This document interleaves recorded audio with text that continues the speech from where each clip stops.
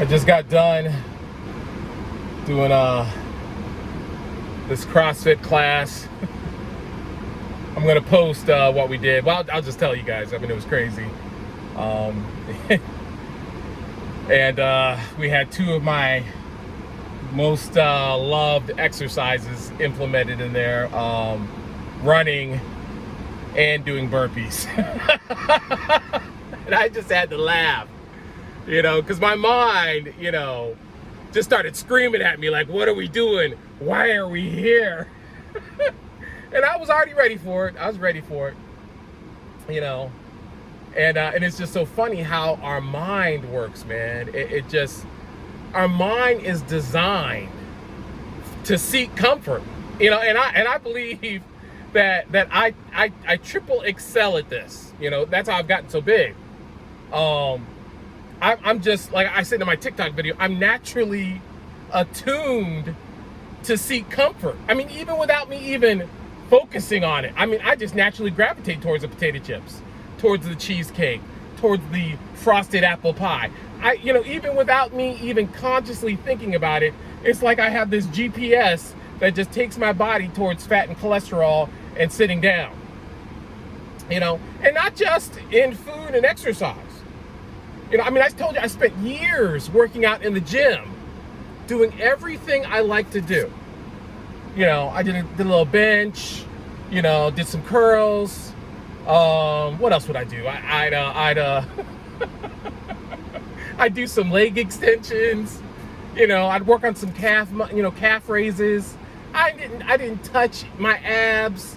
I didn't work my back or my shoulders.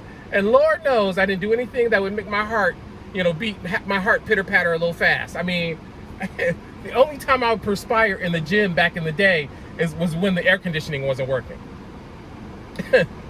So when, Heidi and Patrick and Teresa and Sue and Paul and Leslie, especially Leslie, got a hold of me. Thank God I didn't even know what I was about to be in for. That's the only reason I didn't talk myself out of it, because I didn't realize the life change I was about to be immersed in. Or I'd have faked the injury. But that's our problem today. We can't handle challenges in any arena. Relationships, communication, schoolwork, your career, your health, your nutrition. We can't handle being challenged in any of these areas at all. And what's so scary about today is we get angry. We get angry if somebody challenges the way our world view on any area. Any area. We could talk about Christianity and what's a hot topic?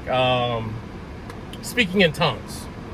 On whether it still happens today, or the 10 Commandments, or so many different areas, and half the time we're just splitting hairs. I'm just trying to get to heaven. I'm not worried about some of the accuracies or inaccuracies of whether this is the Hebrew translation, the Greek translation, or the American translation. I understand that I need, in myself, I need to know more. But I can only know more if I open myself up to learning more, to humbling myself, to understand that I don't know everything. As smart as I am, I know I kind of laugh at that. I am smart, but, some people think they're smarter than they are. And no one is so smart that they can't learn anything new. And I think that's our problem today. So, like, when I'm in my class today, because I relate everything to my journey to be healthy. It's not so much about the aesthetics of, Lord knows I would love to have a 12-pack. I really would. Who wouldn't? But I just want to be healthy enough to go up and down the steps without having a heart attack, which I can now because I've been on this journey. But that's not where I stop. Our mind is so naturally lazy that we look for places to plateau and camp out in our career, in our relationships. I talk to so many couples today that don't And it's not intentional, but a relationship needs to grow just like we're raising a child. Every stage of the game, every transition of the environment that we're in, our relationship needs to progress and evolve, which means we still have to work. We still have to practice new things, do new things to keep it alive, to keep the spark, to keep the fire. And so many of the reasons people are in trouble in their relationships is because we've camped out and gotten satisfied and stagnant. There's no longer a spark there. There's no longer interest, and that's our fault for being lazy. And I'm talking about myself.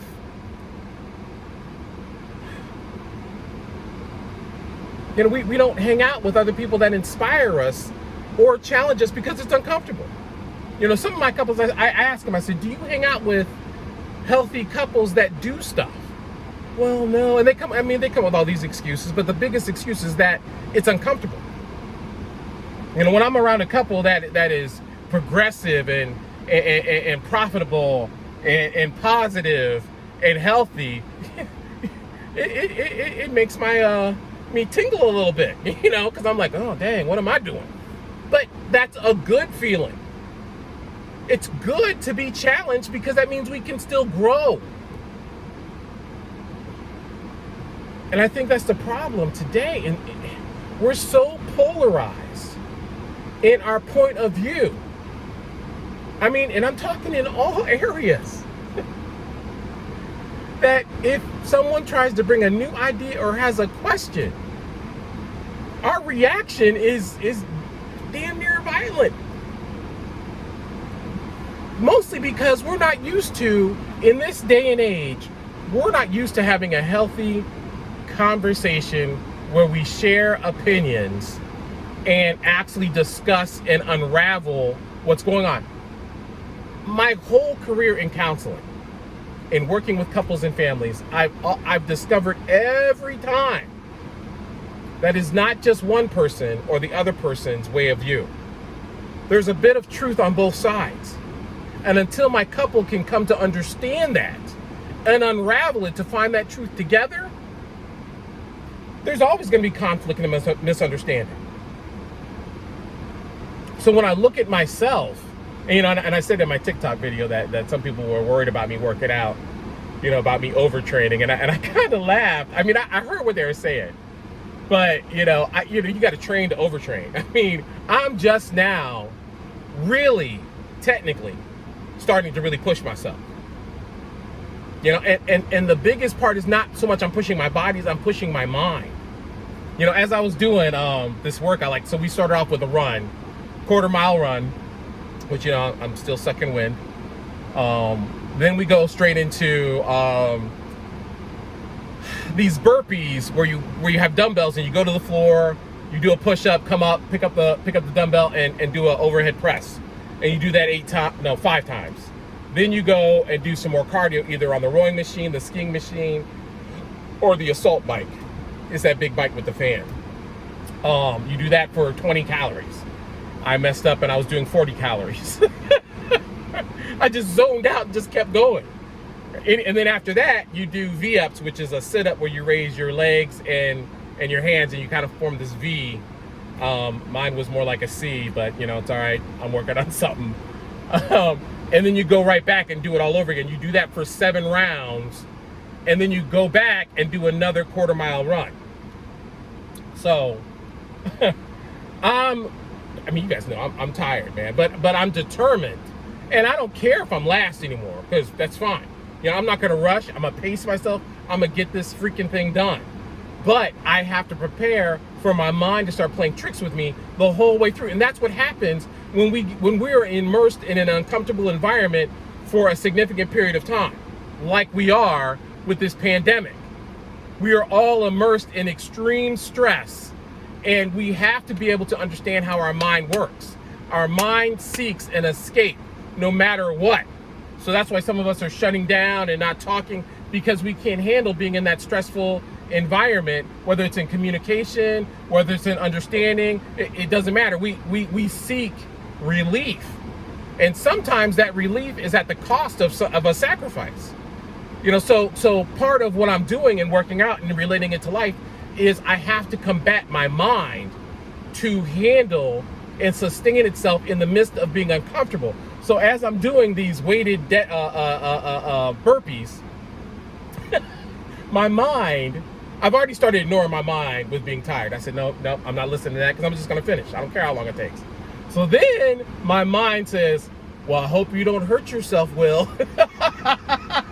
And I'm like, damn you. And next thing you know, I feel this phantom twitch in my lower back. And I'm like, uh-oh. Because I'm looking for an excuse. I'm looking for an excuse to bow out. and I had to shut it down again. I was like, no, we're fine. I was on the 6th set. Yeah, I was on the 6th set. I only had one more round to go to finish. And my mom was like, you've done enough. You don't want to mess up your back. You know how bad that pain is. We want to eject before the pain hits. And I remember when I was younger and I was trying to lose weight, and I went to this doctor, and he was so funny because I still hear his voice in my head. He was an Asian doctor, and he had put me on some appetite suppressant pills, and I was asking him about my meals. Now, mind you, he was totally wrong about the meal plan, but I had to understand one little thing that he was telling me. And he was telling me, to cut down to 2 meals a day, and I was like, oh my God, I mean, that's not enough. That's blah blah blah. And he said, when was the last time you heard your stomach grumble? And I had to think about it, and I was like, I've never heard my stomach grumble. And he said, because you eat out of the fear of being hungry. You're not really hungry, William. You're not really hungry, big boy. You're imagining being hungry.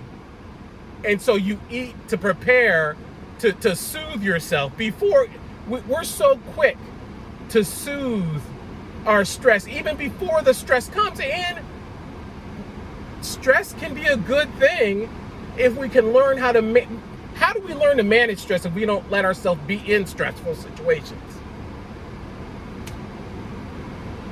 How am I going to learn how to run if I don't put my body under that whole stressful environment of moving and doing the cardio over and over and over again until I get stronger? How do I do that? If somebody's got a way to get healthy without working out and eating right, please tell me. But I probably won't do it because there are valuable lessons to learn through the struggle. There's valuable lessons to learn during this pandemic. There's valuable lessons to learn during our economic, crisis. There's valuable lessons to learn in every environment. And our mindset needs to flip. We're so focused on surviving, which is a negative way of saying I'm going to make it through by the skin of my teeth, instead of saying I'm not just going to survive this, I'm going to thrive. I'm going to prosper throughout all my painful situations. Because when I say I'm going to thrive, that means I'm committed to adapting, to overcoming, not just barely making it. We've been barely making it in our life for decades. When do we decide we want to be overcomers? When do we decide we want to be great? It's okay to want to be great. It's okay to want to win. It's not a sin to want to win. It's not a sin to be prosperous. It's not a sin to be healthy.